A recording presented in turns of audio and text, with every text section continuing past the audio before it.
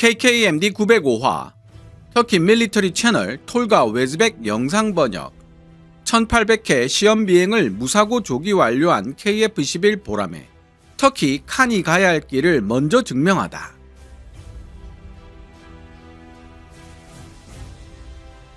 현재 칸과 가장 직접적으로 비교되는 프로젝트가 바로 대한민국의 KF-11이다. 한국은 터키보다 먼저 KF-11 보람의 사업을 시작했으며 초도 생산분 블락1에 대한 테스트 비행 단계는 이미 완료되었다.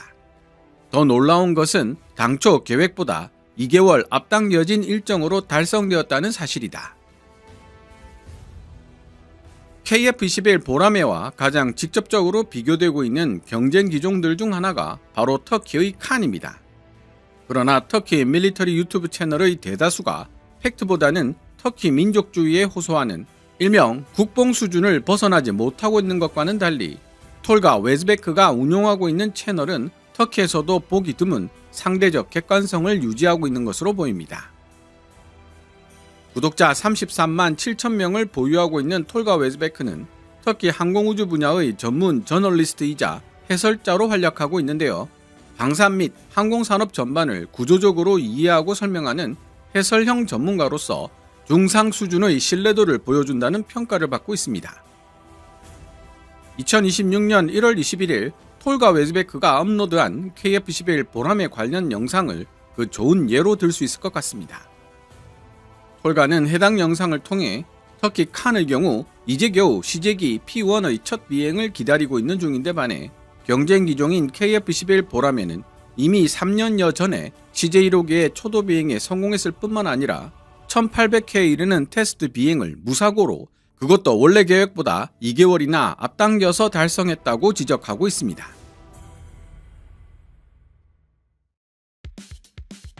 그뿐 아니라 KF-11 보람회 공동개발국 인도네시아에 대해서도 프랑스, 미국, 대한민국 그리고 터키까지 총 4개 국가의 전투기를 동시에 검토 및 도입하는 매우 이례적인 행보를 보이고 있는 흥미로운 나라라며 에둘러 비판하는 모습도 보여주고 있는데요. 인도네시아가 도입하기로 결정한 기종은 터키가 자체 개발한 국산 엔진 TF35000을 탑재한 칸 블락2라는 중요한 정보까지 알려주고 있습니다.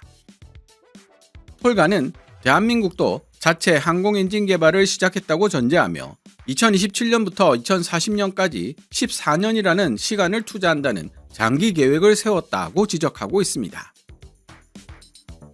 물론 이 14년은 한국형 F414 엔진을 개발하고 실제 기체에 탑재하여 테스트하는 과정까지 모두 포함한 시간이겠지만 아직 시제기조차 띄우지 못하고 있는 터키가 좀 더 직설적으로 말하자면 한국보다 최소 10년, 어쩌면 20년 이상 뒤처지는 기술 수준에 머물러 있을지도 모르는 터키가 자체 항공 엔진 TF35000을 탑재한 칸 블락2를 가까운 시일 내에 인도네시아에 조달하는 것이 가능하겠는가 라는 반문일 수도 있다는 생각이 들었습니다. 톨가는 이러한 반문에 대해 인도네시아는 터키 자체 엔진을 장착한 칸 블락2 모델을 채택하기로 결정했지만 향후 해당 수출건이 어떻게 전개될지 지켜볼 필요가 있다는 애매모호한 답변을 내놓고 있는데요. 재미있는 것은 중국 시진핑, 러시아 푸틴과 함께 권위주의적 통치의 대명사로 불리고 있는 에르도안 대통령의 정책에 대해 대체로 우호적인 태도를 보이는 터키 언론에서 지켜볼 필요가 있다는 표현은 주로 부정적 의견을 에둘러 내비칠 때 사용하는 표현이라는 사실입니다. 즉, 톨가는 칸의 인도네시아 수출은 현실적으로 실현되기 어려운 이야기로 보고 있다는 뜻인데요. 제가 생각하기에도 신뢰할 만한 성능을 지닌 터키산 항공 엔진을 탑재한 칸 블락2를 볼 수 있는 시기가 언제쯤 될지 예상하기 어렵습니다. 그렇다면 톨가 웨즈베크의 상대적으로 냉정한 평가에 대한 터키 네티즌들의 반응은 어떨까요? 먼저 톨가 웨즈베크가 2026년 1월 21일에 게재한 영상을 번역해본 뒤 터키 네티즌들의 반응을 유형별로 호응이 많은 순서대로 소개해보도록 하겠습니다. 톨가 웨즈베크 영상 원문은 노란색 글자로 제 개인적인 생각이나 역주는 하얀색 글자로 표시됩니다.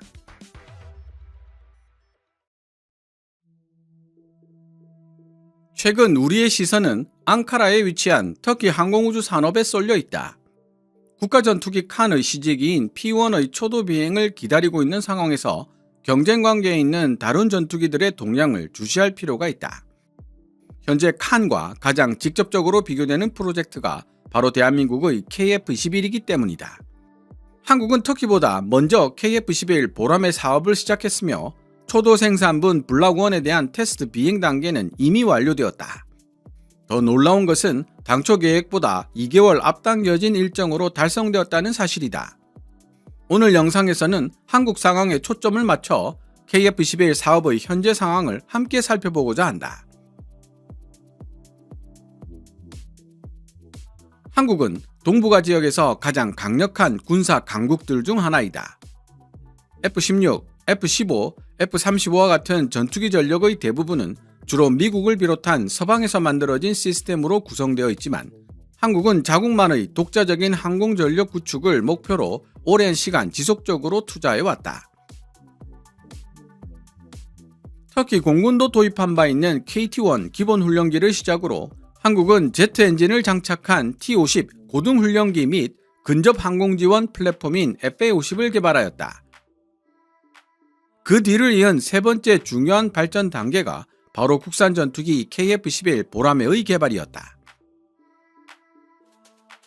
KF-21은 미국산 F-414 계열 엔진을 탑재하고 있다. 미국은 물론 이스라엘로부터 도입한 여러 기술 요소가 통합되어 있지만 기체 설계는 한국 기술진에 의해 독자적으로 수행되었다. KF-21은 4.5세대 전투기로 분류된다. 한국 기술진들은 KF-21을 국가 전투기 칸과 마찬가지로 초기에는 미국산 엔진으로 시작하되 장기적으로는 자체 개발한 국산 엔진을 적용하여 5세대 전투기로의 성능 진화를 도모할 계획을 가지고 있으며 이 과정에서 관련 기술 경험을 최대한 축적한다는 목표를 내세우고 있다. 원문에서는 KF-21 보라매에 F-404 계열 엔진이 탑재되어 있다는 서술을 하고 있지만 F-404 계열은 FA-50에 탑재되는 엔진이고 KF-21에는 F-414 계열 엔진이 장착되기 때문에 명백한 착오로 보여 수정하여 번역했습니다. 한국은 CJ1호기의 설계 및 제작을 이미 완료했고 해당 기체는 2022년 7월 초도 비행에도 성공했다. 이후 진행된 테스트 비행 프로그램을 살펴보면 한국은 총 6대의 시제기를 제작했다.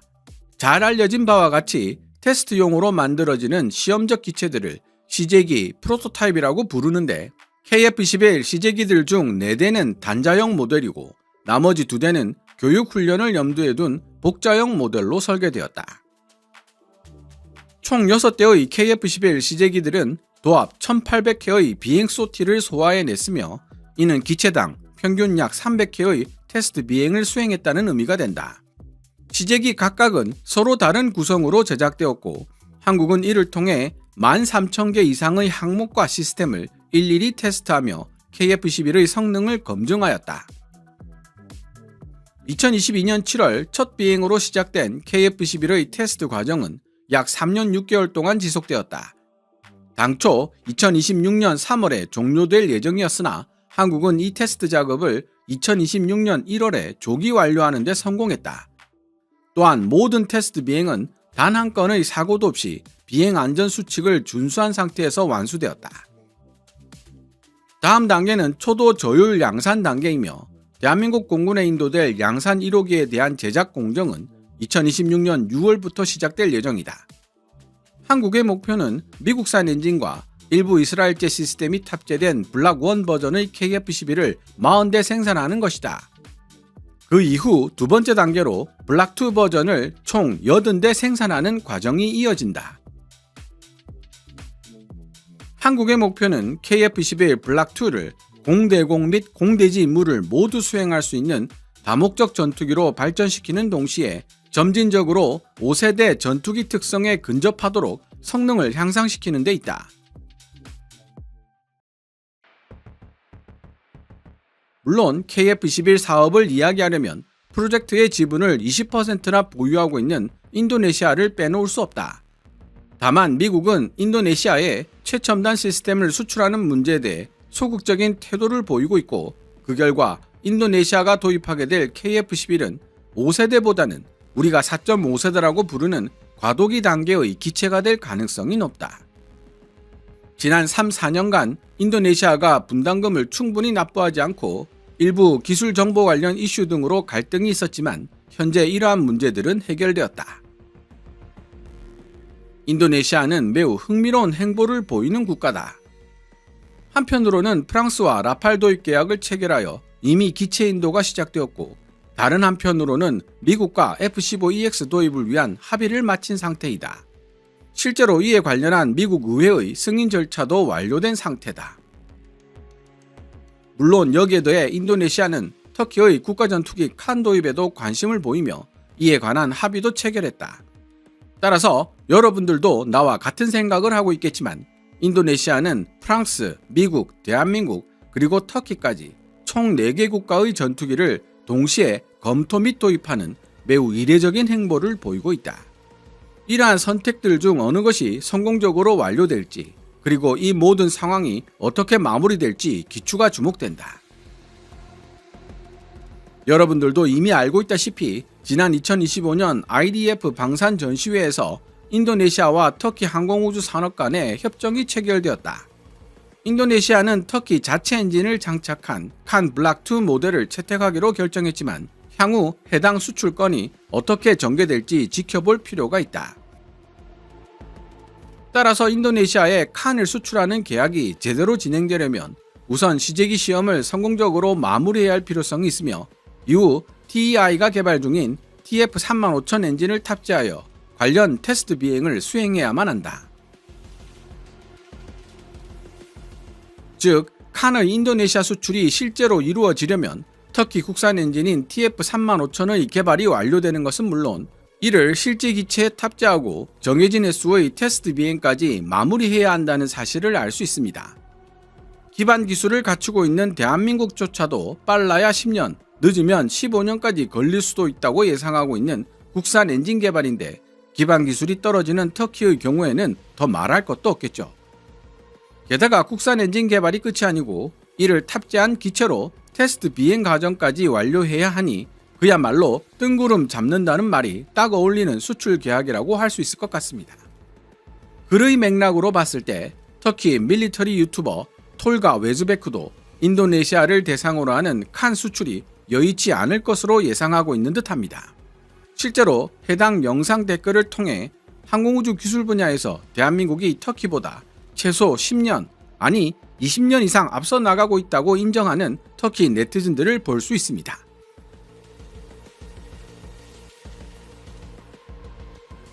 KF-11과 관련해 또 하나 중요한 진전은 영상 서두에서 언급했듯 한국이 독자적인 항공엔진 개발을 위해 내디딘 행보이다.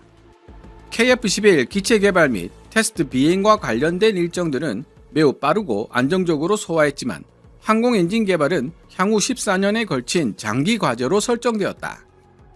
한국 정부는 이를 위해 34억 달러, 한화 약 4조 5천억 규모의 예산을 책정했으며 2027년부터 2040년까지 14년간 진행할 예정이다. 사업의 목표는 KF-11에 사용 중인 F-414 계열 엔진을 대체할 수 있는 5세대급 항공 엔진을 자체적으로 설계 및 제작하는 것이다.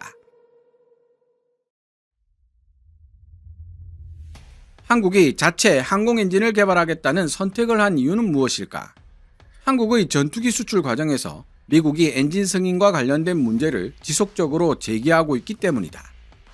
한국의 목표는 자체 개발한 항공 엔진을 탑재한 전투기를 만들어냄으로써 미국의 수출 통제에서 벗어나는 데 있다. 여러분들도 이미 잘 알고 있는 것처럼 엔진 문제는 터키에게도 매우 중요한 사안이다. 한국은 엔진뿐만 아니라 A사 레이더 및 기타 주요 항전 장비도 국산으로 대체할 계획이며, 소위 블락3로 불리는 단계에서는 국산 엔진 및 항전 시스템을 통합하여 KF-11의 국산화율을 극대화시키겠다는 구상을 가지고 있다. 과거 KF-11 사업이 시작될 당시 한국은 터키에 공동개발 참여를 제안한 바 있다.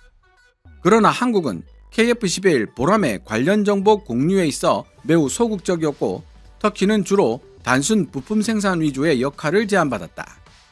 이에 터키는 KF-11 보람의 사업에 크게 매력을 느끼지 못했으며 결국 독자적인 길을 선택하게 되었다.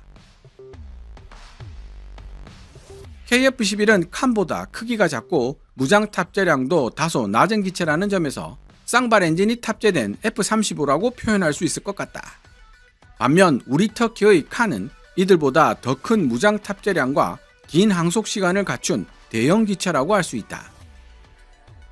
한편 차세대 전투기에 요구되는 능력들을 살펴보면 기체 자체의 단순 성능 외에도 엔진 기술과 센서 융합 능력, 그리고 전투기 자체가 무인화되어 운용될 수 있거나 유인기로서 다른 무인기들을 지휘 및 통제할 수 있는지 여부가 5세대, 6세대 전투기의 주요 특징으로 부각되고 있다. 전투기를 개발 및 생산할 수 있는 능력을 갖추는 동시에 엔진 기술, 센서 융합, 그리고 유무인 복합 체계와 관련된 다양한 기술들을 완성해내는 것은 매우 중요한 과제다. 이러한 측면에서 테스트 비행 일정을 성공적으로 완료한 한국은 참으로 중대한 진전을 이룩했다고 평가할 수 있다. 한국이 해낸 것처럼 우리 터키도 칸과 터키산 TF35000 엔진 개발 사업을 성공적으로 마무리할 수 있게 되기를 기대해 본다.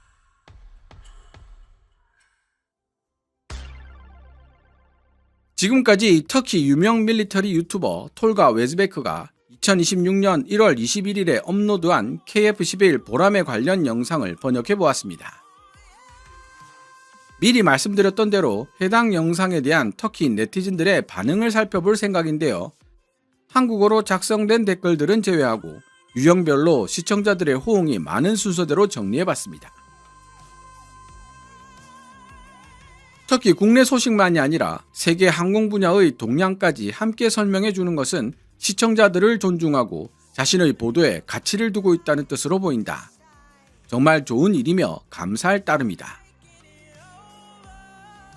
KF-11은 내가 가장 좋아하는 전투기들 중 하나다. 외형도 정말 멋지고 우리 칸에게 좋은 참고 사례가 될 수 있는 전투기라고 생각한다. 좋은 영상에 감사를 표하며 우리도 가능한 빨리 우리에게 가장 이상적인 형태로 설계된 칸을 실제로 볼 수 있게 되길 바란다. 칸에 대한 몇 가지 소소한 문제점을 지적하고 싶다. 우리 칸의 기체 표면은 왜 그렇게 인공적으로 보이는 것일까?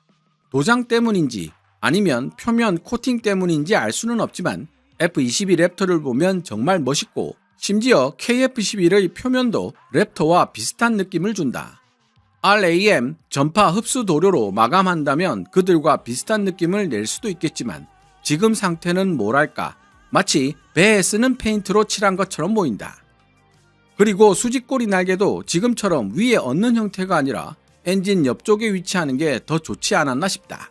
스텔스 성격의 전투기들은 보통 엔진 옆쪽에 수직 미익을 배치하는 경우가 많고 그 편이 훨씬 더 보기 좋게 느껴진다. 전투기를 설계할 때 디자인과 미학도 나름 중요한 역할을 한다고 생각하는 입장에서 처음 공개되었던 멋들어진 시제기 모습에 비해 지금 칸의 모습은 그때의 느낌에서 많이 멀어진 것 같다. 한국 같은 나라조차 항공엔진 개발에 14년이라는 기간을 잡았다. 항공엔진은 만들면 끝인 단순한 물건이 아니다. 얼마 전까지 중국도 러시아에서 항공엔진을 들여왔을 정도다. 그런데 우리 터키의 현실을 보고 있노라면 마치 내일 당장 국산 항공엔진이 준비될 것 같은 분위기를 보여주는 사람들이 많다. 솔직히 전혀 현실적이지 않은 태도다. 저쪽 한국은 우리보다 10년은 앞서 나간 것 같다. 아니 20년은 앞서 있다고 본다. 오늘 번역해본 구독자 33만 7천 명의 터키 밀리터리 유튜버 톨가 웨즈베크의 영상과 터키 네티즌들의 댓글에 대한 시청자 여러분들의 의견은 어떻습니까? 오늘 KKMD에서 준비한 내용은 여기까지입니다. 방송되었던 내용들은 KKMD 공식 블로그에서도 만나보실 수 있으며 내용이 재미있고 유익했다면 더 많은 시청자들과 만날 수 있도록 이 동영상 하이프하기를 눌러주셨으면 합니다. KKMD 영상 제작을 직접 지원하고 싶은 분들은 농협 9481216701호로 후원해 주셔도 됩니다. 지금까지 시청해 주셔서 감사합니다. 케빈즈 밀리터리 채널 KKMD